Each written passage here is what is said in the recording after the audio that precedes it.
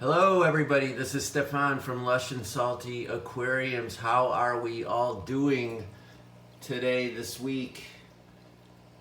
You faring well? I am. I'm actually doing good. I'm always doing better when I'm in front of my tanks, and that's part of the joy of sharing them with you. It makes me feel good too. I hope uh, when you're with your pets, even if they're other kinds of creatures, I guess especially if they're other kinds of creatures, that they all make you feel happy and you make them feel that way too.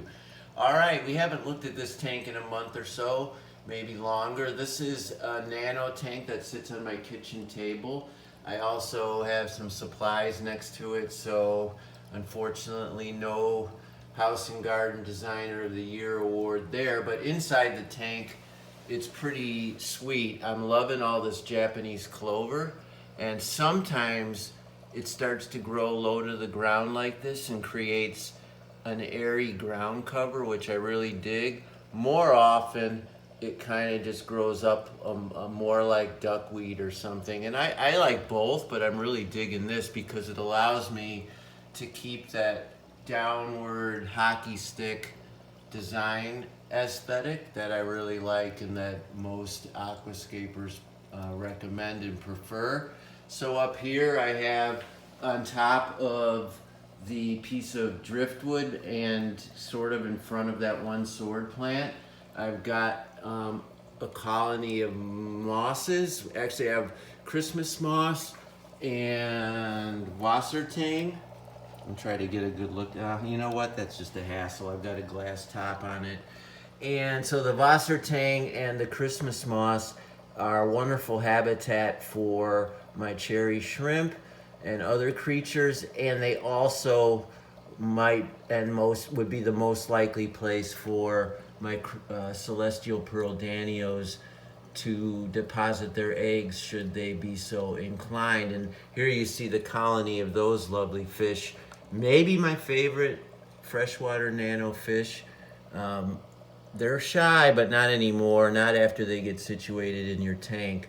And they're really frolicsome. There's a word for you. They school together, and they don't school back and forth like a rummy-nosed tetra or anything like that, but they frolic together.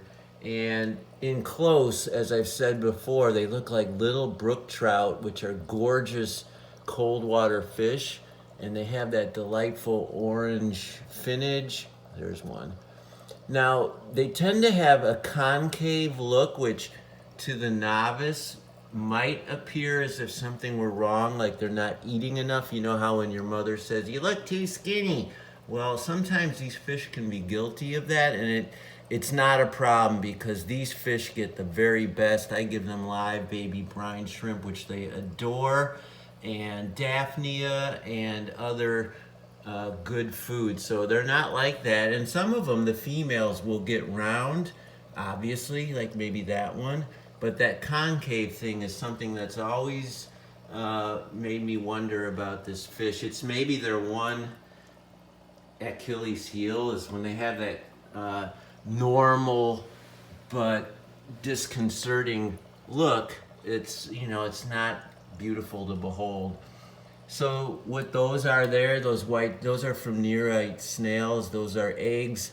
Nearites are awesome snails, but they cannot hatch into babies in fresh water. They need to have brackish or salt water. So the eggs are the nearite snails' Achilles heel because they sort of stay unless you pull them off. Nothing will eat them, and they'll just be these white dots, which can be vexing to certain fish keepers. You'll have to beg. I'm so sorry about this reflection. There's nothing I can do about it because my kitchen has so many windows. There's a side peek.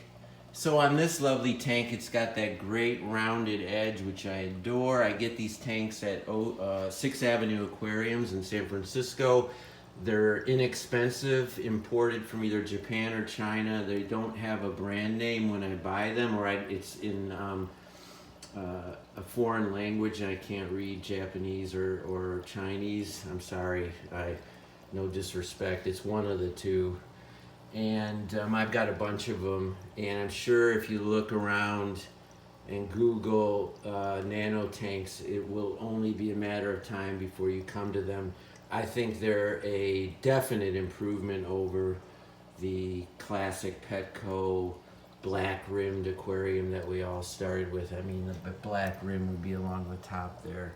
And I have one of those, maybe two, but these are better. And I've got a cheap Zoo is I think the brand hang on back filter. It's literally like $12. And it comes with media, but you can do whatever you want. It's just basically floss, carbon, and some biomedia or combination therein. But this classic scape with its Anubias in the center, and Anubias petite, and then larger Anubias going up and framing the bogwood, surrounded by a ground cover, it is a classic layout in my opinion. You can vary the plants, but this is the vibe, and it's doing really, really well. There's a ton of shrimp, some pygmy cories, some Amano shrimp, obviously a bunch of snails, which I give to my pea puffers, and then my favorite nanofish of all, the CPD. All right, everybody, I hope you enjoyed this update. Ciao for now.